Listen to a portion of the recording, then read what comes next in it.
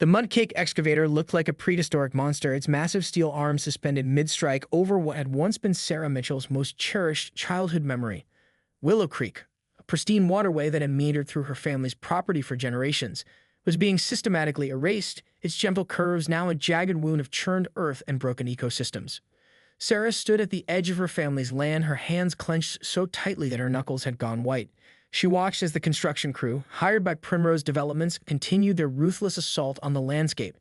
Each scoop of the excavator's bucket felt like a personal betrayal, ripping away not just dirt and water, but decades of ecological balance and family history. The creek had been more than just a geographical feature to Sarah. It was a living chronicle of her childhood, the place where her grandfather had taught her to skip stones, where she had caught her first glimpse of a blue heron fishing in the early morning light, where wildflowers bloomed in chaotic brilliance every spring. Now it was becoming nothing more than a sacrifice to suburban expansion. Primrose Developments had swooped in 12 months ago, purchasing the surrounding parcels with a gleaming promise of luxury living and sustainable community design. The irony wasn't lost on Sarah. There was nothing sustainable about destroying a centuries-old creek ecosystem to build oversized homes with manicured lawns that would require constant watering. "We have all the necessary permits," the project manager had told her months earlier, his clipboard held like a shield against her protests. "This development will bring economic growth to the region." His words rang hollow now, as Sarah watched massive drainage pipes being prepared, ready to redirect and fundamentally alter the creek's natural flow. Her environmental consulting background gave her more than just an emotional connection to the landscape. Sarah understood precisely what was being lost. A complex ecosystem that supported countless species, regulated local water tables, and served as a critical natural filter. The creek wasn't just water flowing between banks. It was a living, breathing system that had sustained this landscape long before human development arrived. The local environmental agency had been frustratingly bureaucratic, their responses filled with technical jargon that essentially translated to permission. Wetland mitigation credits, environmental impact assessments that seemed more like formalities than genuine investigations. The entire process felt like a predetermined march toward destruction. What the developers didn't know, what they couldn't possibly understand, was that this creek was more than a geographical feature. It was a repository of memories, of ecological complexity, of natural rhythms that had existed long before their bulldozers arrived. Sarah knew what was coming. The creek's destruction was just the beginning of a much larger environmental drama that would unfold in the months ahead. As the last light of day cast long shadows across the ravaged landscape, Sarah pulled out her phone. She had begun documenting everything, collecting evidence that would tell the story of what was being lost. This wasn't just about a creek anymore. This was about accountability, about understanding the true cost of so-called progress. The excavator growled, another massive chunk of earth surrendering to human ambition. Sarah's resolve hardened. This fight was far from over. 3 months after the initial destruction, the first signs of trouble began to emerge. The newly constructed homes in the Primrose Meadows development stood like pristine monuments to suburban ambition, their gleaming windows and perfectly trimmed lawns masking the ecological time bomb brewing beneath their foundations. Mark Holloway, the first homeowner to experience the consequences, discovered the problem during a particularly heavy spring rainstorm. What had been marketed as a premium waterfront lifestyle quickly transformed into a nightmare of flooding and water damage. The modified creek bed, now a series of artificial channels and drainage pipes, couldn't handle the natural water flow. Sarah had predicted this. Her environmental impact report, the one the development agency had seemingly ignored, had explicitly warned about the potential hydrological disruptions. She remembered the dismissive looks from the Primrose Development's representatives, their polished presentations glossing over the complex ecological realities of the landscape. The first Homeowners Association meeting after the flooding was a powder keg of anger and disbelief. Mark stood at the front of the community center. Water damage blueprints spread across a folding table like evidence in a criminal investigation. "They told us this was a state-of-the-art drainage system," he declared, his voice trembling with a mixture of rage and disbelief. "Look at this. My entire ground floor is essentially a swimming pool." Other homeowners began to chime in. Jennifer Rodriguez, who had invested her life savings in what was supposed to be her dream home, showed photographs of her backyard, now a perpetual swamp that attracted mosquitoes and destroyed her carefully planned landscaping. The dream of luxury living was quickly dissolving into a quagmire of literal and metaphorical mud. Sarah watched from the back of the room, a quiet observer to the unfolding drama. She had seen this scenario play out countless times in her environmental consulting work, developers prioritizing short-term profits over long-term ecological sustainability. The creek's destruction was just the most visible symptom of a much larger problem. What the homeowners didn't yet understand was the full extent of the ecological destruction. The modified waterway had destroyed critical habitats, interrupted natural water filtration processes, and created a cascading series of environmental challenges that would take years to fully manifest. As the meeting descended into heated arguments and finger-pointing, Sarah noticed a local journalist in the corner, his notebook out and his eyes gleaming with the scent of a potentially explosive story. This was no longer just an environmental issue. It was becoming a human interest narrative that would expose the dangerous short-sightedness of unchecked development. The Primrose Development's representatives were conspicuously absent. Their silence spoke volumes, a tacit admission of their potential culpability. Sarah knew this was just the beginning. The creek's destruction would have consequences far beyond what anyone in this room could currently imagine. Outside, the sky darkened. Another storm was brewing, both literally and figuratively. The landscape that had once been a delicate, functioning ecosystem was now a testament to human hubris, a warning of what happens when natural systems are treated as obstacles to be conquered rather than complex environments to be respected. The local newspaper's headline hit like a thunderbolt: Wetland Disaster.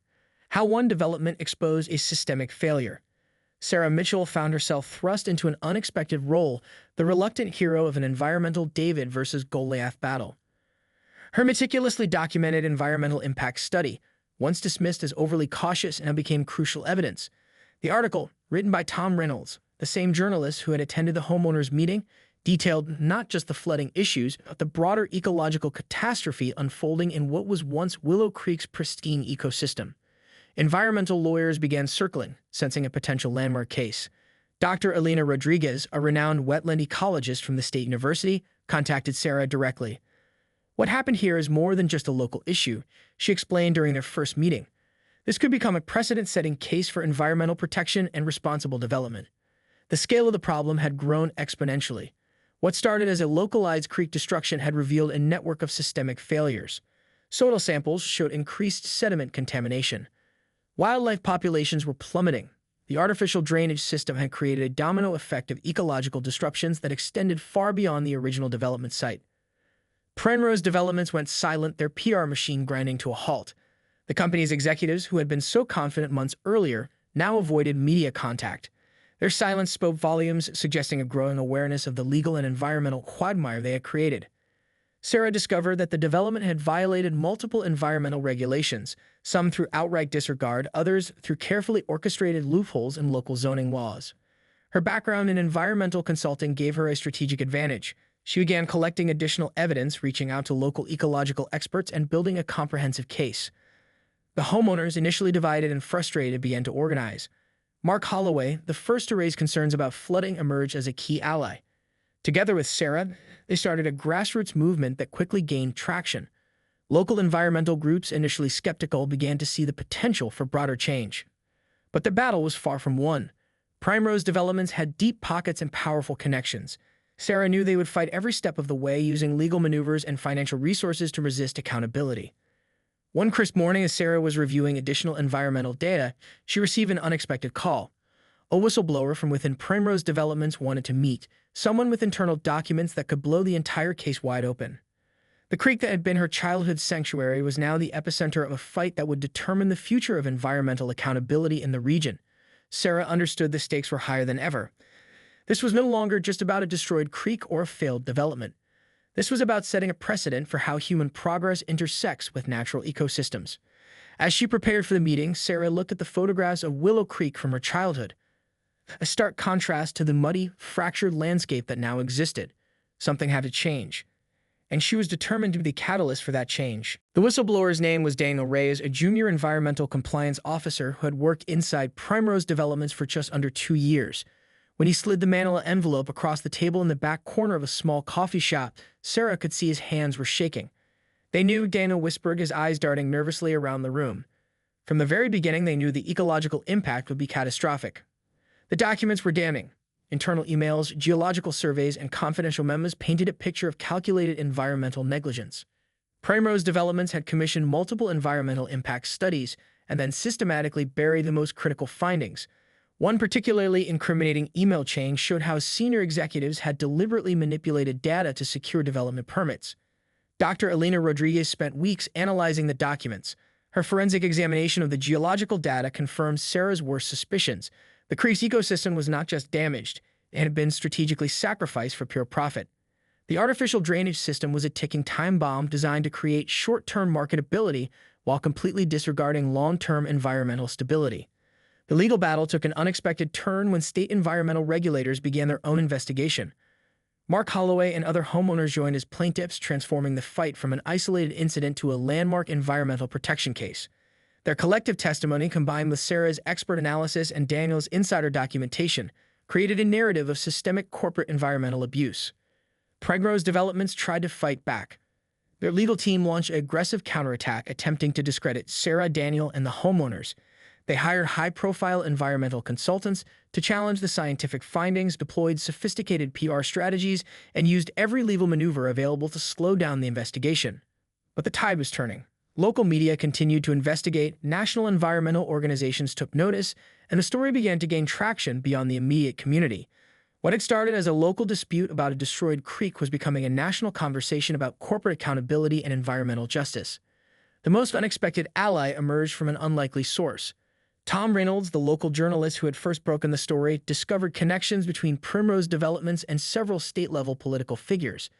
His investigative reporting revealed a web of political donations and zoning law manipulations that went far deeper than anyone had initially suspected. Daniel Reyes paid a significant personal price for his whistleblowing. He was fired from Primrose Developments and faced professional ostracization. Yet he remained committed to exposing the truth. "Someone has to stand up," he told Sarah during one of their clandestine meetings. "If not us, then who?" As winter approached, the landscape told its own story of destruction.